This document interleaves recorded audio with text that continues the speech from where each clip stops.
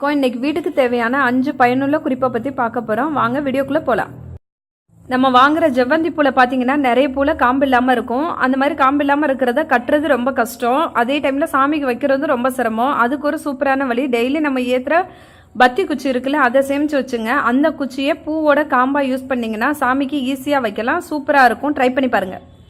Tips number 2, தோசைக்கல்லில் நிறைய பேருக்கு தோசை வரமாட்டேங்குது, தோசை ஒட்டிட்டு பிஞ்சு பிஞ்சு போகுதுன்னு சொல்லுவாங்க. அந்த மாதிரி உள்ளவங்க ஒரு வெள்ளை துணியில் விளக்கெண்ணெய் நினச்சி தோசைக்கல் ஃபுல்லாக நல்லா தேய்ச்சிருங்க. தேய்ச்சிட்டு அதுக்கப்புறமா தோசை ஊற்றி பாருங்க. தோசை ஊற்றுனீங்கன்னா இங்கே பாருங்கள், மேலே நல்லா தூக்கிட்டு இருக்கு பாருங்கள். தோசை தன்னால் திருப்பியே போட தேவையில்லை, தன்னால் வந்துடும். இதை மாதிரி ட்ரை பண்ணி பாருங்கள். உடம்புக்கும் நல்லது, சைடு எஃபெக்ட் கிடையாது. நம்பர் 3, நம்ம இந்த மாதிரி புதுசாக பாத்திரம் வாங்கும்போது அந்த ஸ்டிக்கர் ஒட்டி இருக்கும். அந்த ஸ்டிக்கரை நம்ம எடுத்தோன்னா சரியாக போகாது. ஸ்டவ் ஆன் பண்ணி சிம்மில் வச்சுட்டு அதில் இந்த ஸ்டிக்கரை லேசாக இப்படி காட்டினீங்கன்னா போதும்.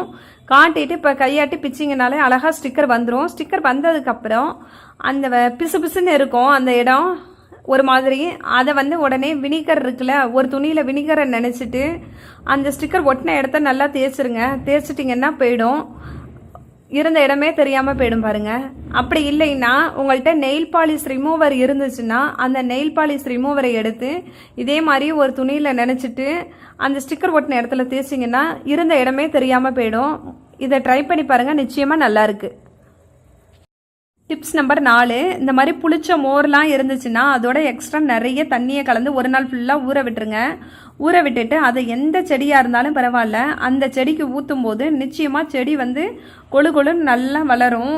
ஏன்னா மோர் புளிச்ச மோர் இல்லை கவுச்சி தண்ணி, கறி மீன் கழுவுன தண்ணி இதெல்லாம் ஊற்றும் போது செடியெல்லாம் நல்லா தலை தலைன்னு வளரும். இதை நீங்கள் உண்மையிலே ட்ரை பண்ணி பாருங்கள், ரொம்ப நல்லா இருக்குது.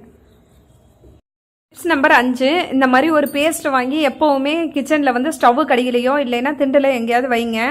ஏன்னா நம்ம சமைக்கும் போது இல்லைன்னா எண்ணெய் சட்டி சுட்டாலோ எண்ணெய் தெரிச்சாலோ இந்த மாதிரி ஏதாவது தீக்காயம் பட்டுருச்சுன்னா உடனே இதை அப்ளை பண்ணோன்னா பெருசாகாது, உடனே பட்டு போயிடும். அதுக்காக தான். இது மாதிரி இன்னும் நிறைய தெரிஞ்சுக்கணுமா? அப்போ உடனே நம்ம சேனலுக்கு சப்ஸ்கிரைப் பண்ணுங்க. உங்களுக்கு எதுவும் டிப்ஸ் தெரிஞ்சிச்சுன்னா அதை உடனே கமெண்ட்ல சொல்லுங்க. கண்டிப்பாக நான் ட்ரை பண்ணுறேன். இந்த வீடியோ பார்த்ததுக்கு நன்றி. தேங்க்யூ.